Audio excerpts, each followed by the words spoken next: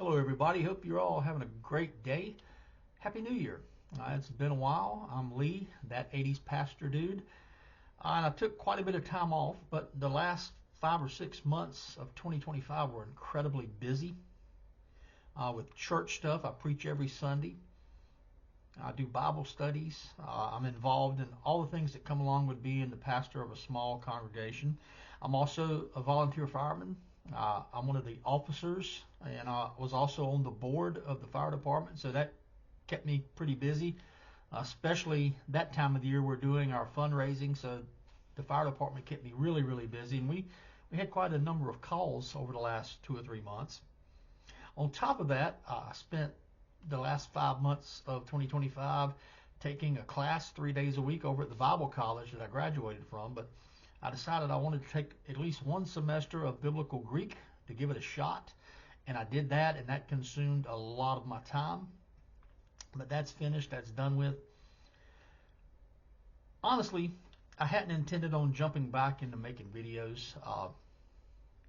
Quite honestly, social media has just disheartened me. The only reason I even stay on Facebook is because I have family and friends, and that's the only way I really keep up with them. A lot of them are far away.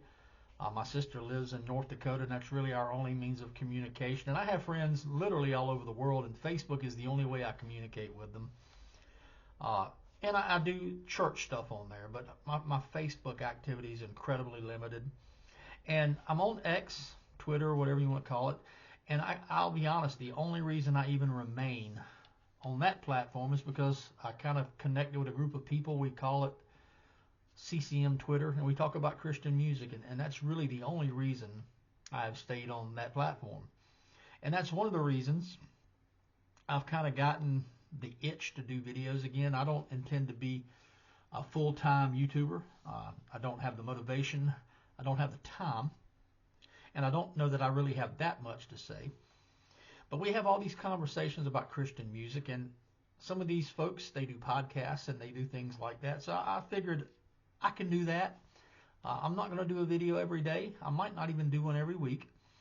But there are albums that come out and movies that come out and books that come out, and we talk about those things. And I like to give my opinion that can't necessarily be summed up in a Twitter post or an X post. So I'm going to do some videos and kind of get back into it part-time.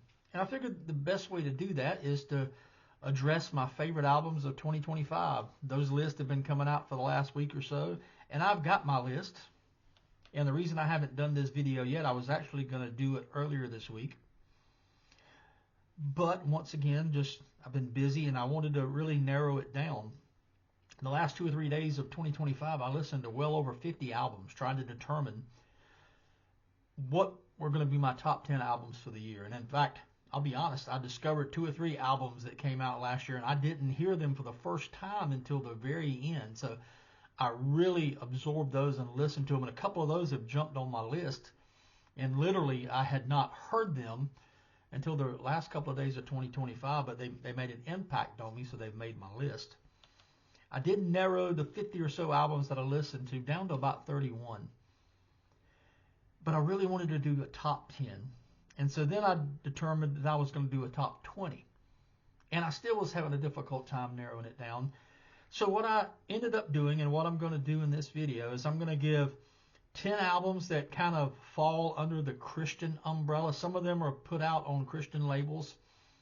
Some of them openly identify as Christian bands, and some of them are bands with Christian members, and the messages sometimes are Christian. They're not necessarily on Christian labels, but it's what I would call the top 10 Christian albums, or my 10 favorite Christian albums of 2025. And then I have a list of 10 albums that aren't necessarily under the Christian umbrella. I don't really like the term secular, but for the sake of this video, that's what I'm going to call it.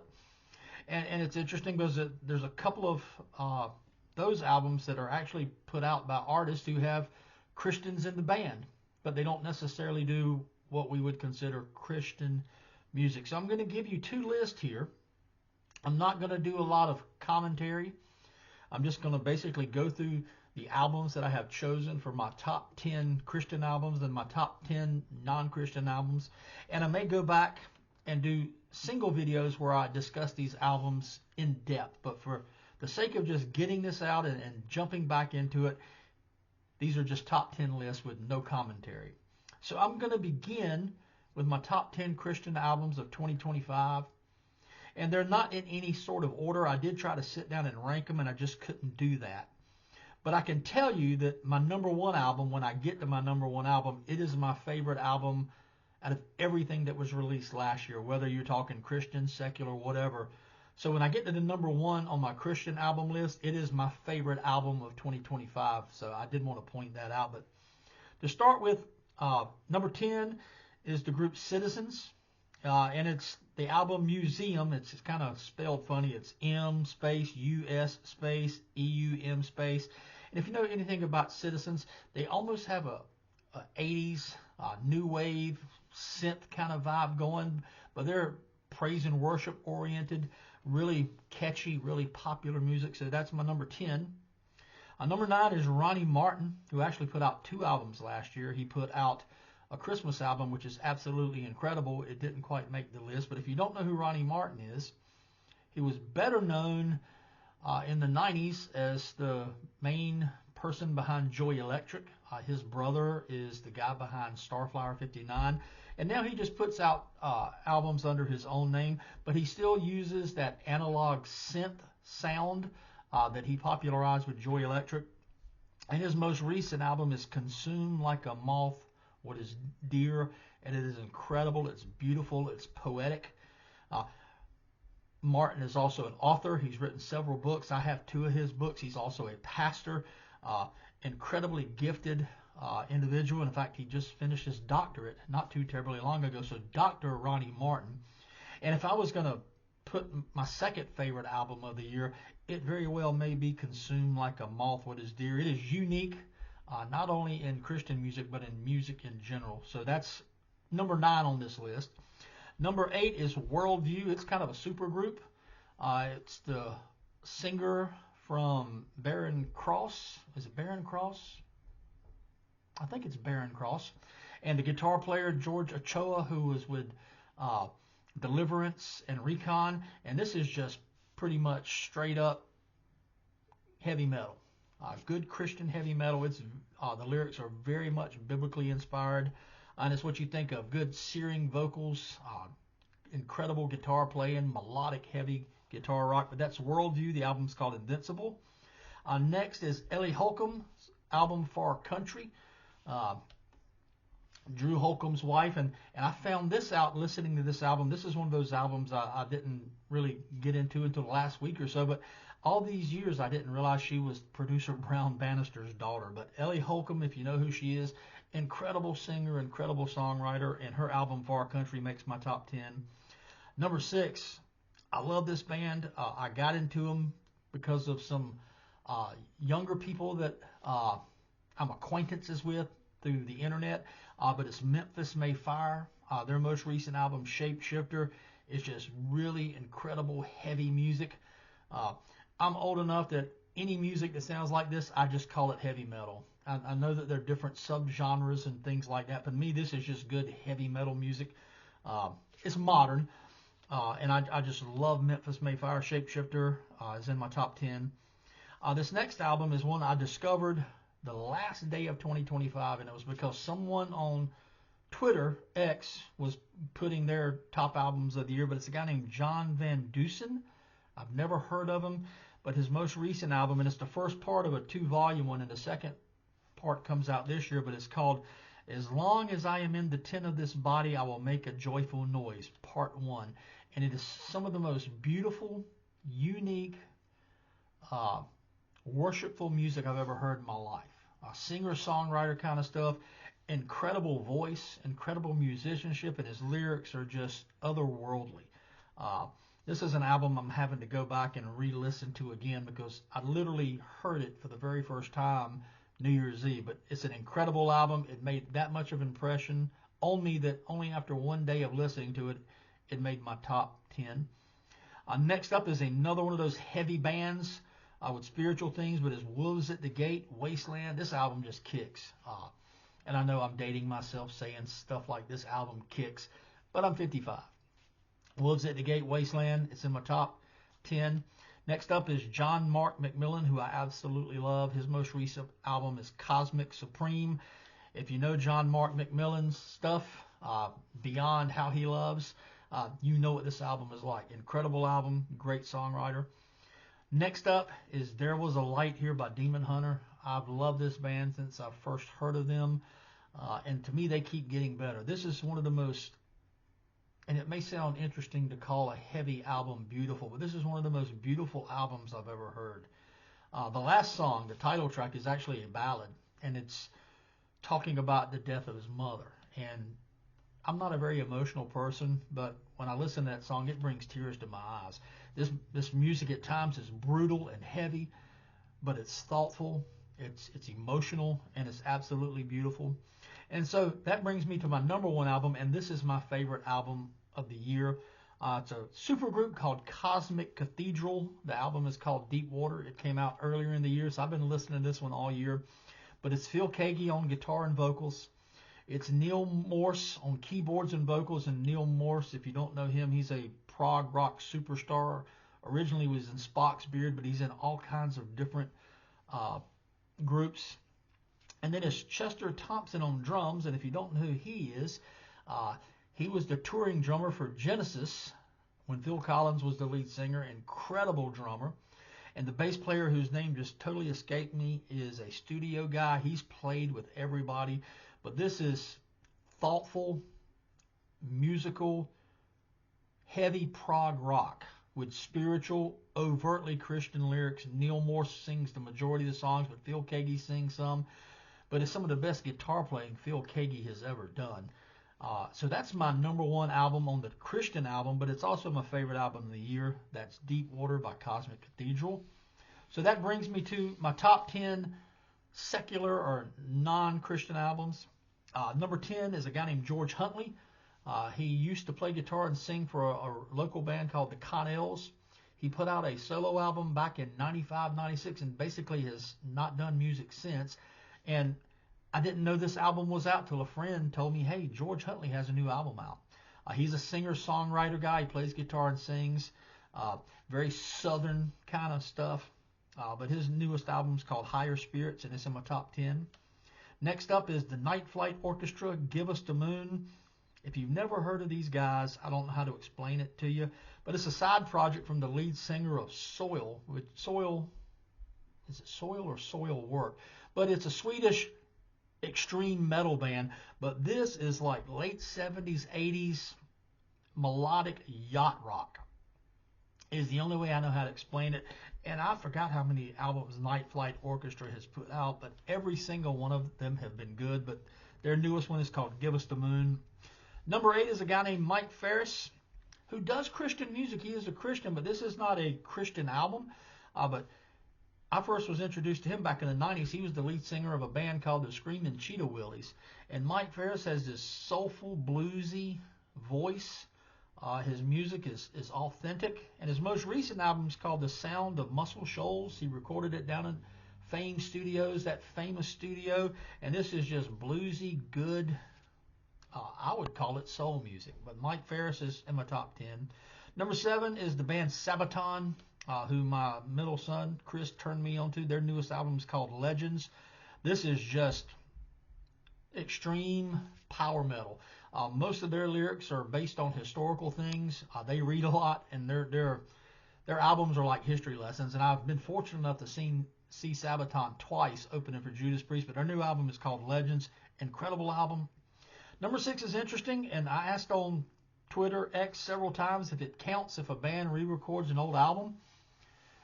Does that count as a new album? But Anberlin, their lead singer, Steven, has stepped away from the band full-time, and he's not touring. And they actually have Maddie, the lead singer for Memphis May Fire, singing with them live.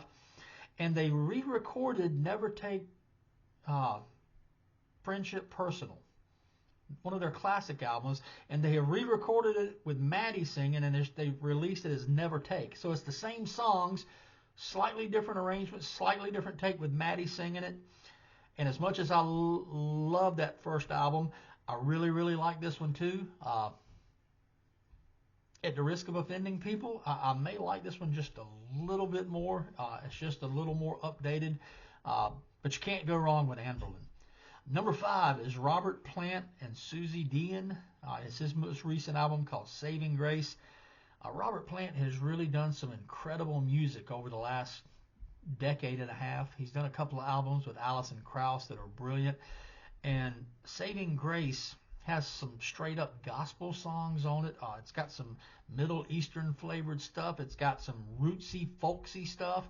And Susie's voice kind of blends in with that. But this is an absolutely beautiful album too.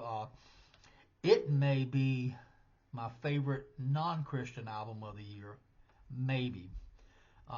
And I'll get to why it might not be my absolute favorite, but this is definitely in my top 2 or 3 non-Christian albums of the year. Number 4 is Jason Bieler and the Baron von Bielski Orchestra. His most recent album is The Escapologist. Jason Bieler was the guitar player and vocalist for a band back in the 90s called Saigon Kick, who were basically known for one hit, Love Is On The Way, a very slow ballad. But this album defies description. It's schizophrenic. In fact, when I was listening to it the last week or so, my wife was sitting over there. She's like, that sounds like Saigon Kick on some of this stuff. She's like, but none of these songs sound like the other ones. And that's the thing about Jason. He writes in every style imaginable. And this album is very schizophrenic. In fact, it may be so schizophrenic that some people can't get into it, but Saigon Kick was that way too, and I've loved Jason ever since Saigon Kick, and this one is right up there with some of the best stuff he's ever written. Number 3, and this is an interesting story, and I'm trying to make this short because I'm already hitting 17 minutes. I have heard of 21 Pilots before. Never really listened to them. Didn't know anything about them. I knew that they were kind of Christian adjacent, is the way somebody explained it to me. And I knew they had put out several albums, and I knew they were incredibly popular. I knew they had a new album out because I'd seen some of the folks on CCM Twitter talking about it. But not too long ago, the White Stripes were inducted into the Rock and Roll Hall of Fame. The White Stripes I was somewhat familiar with. I knew a handful of their songs, but I wasn't a real big fan. But all of a sudden on YouTube, this clip exploded with 21 Pilots covering Seven Nation Army. And although I know that song, I've heard that song Lord knows how many times, something about the way they did it just captivated me. I probably listened to it 5 or 6 times in a row. And so that made me do 2 things. It made me go back and listen to everything that the White Stripes had ever done and everything that Jack White had ever done. And I realized he's an incredible songwriter and incredible guitar player. And then what it also made me do is go back and listen to everything that 21 Pilots have released.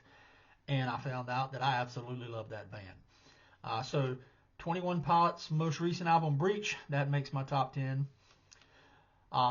Next up is Horizons West by Thrice. I got introduced to Thrice in 2005 or 2006 when I went back to Bible college. Keep in mind, when I went back to Bible college, I was 35, 36. I was married, had 3 kids, and I was going to school with a bunch of 18, 19-year-olds, and one of those kids was a huge Thrice fan, and he played me the song Image of the Invisible, and I fell in love with Thrice. I've been a fan of Thrice and Dustin Kensrue ever since. So their new album, incredible album. Absolutely love it. It's in my top 10, which brings me to the last song in my top 10 secular albums. And this is probably, I know I mentioned the Robert Plant one, and now that I'm looking back, maybe even Thrice, but Styx put out a new album in 2025. Dennis DeYoung hasn't been in Styx. He's the voice most people are familiar with. But they put out a new album called Circling From Above. It came out earlier in the year, so that's one I've been listening to and absorbing all year. And it doesn't sound like 80s Styx. It doesn't sound like Mr. Roboto. It doesn't sound like Too Much Time on My Hands, but everything about Styx is there. It's very progressive. It's poppy. There's some Queen in there. There's some ELO in there. There's classic Styx. And it's just a good, catchy, poppy prog album. And it's probably my favorite non-Christian album of the year. If I had to pick 2 albums that were my favorites from the whole year, it would be Cosmic Cathedral, Deep Water, and probably Styx, Circling From Above. But that Robert Plant, Saving Grace, it really made a run there at the end.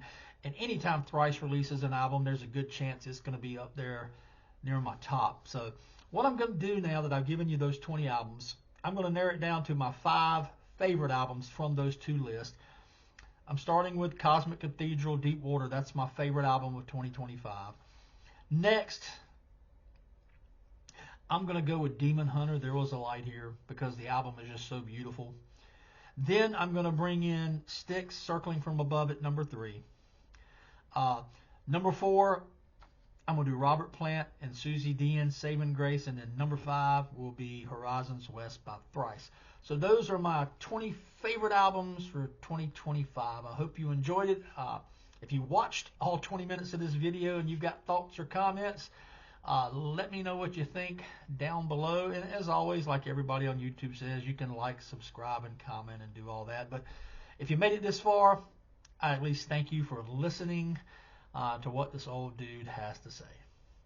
Have a good day.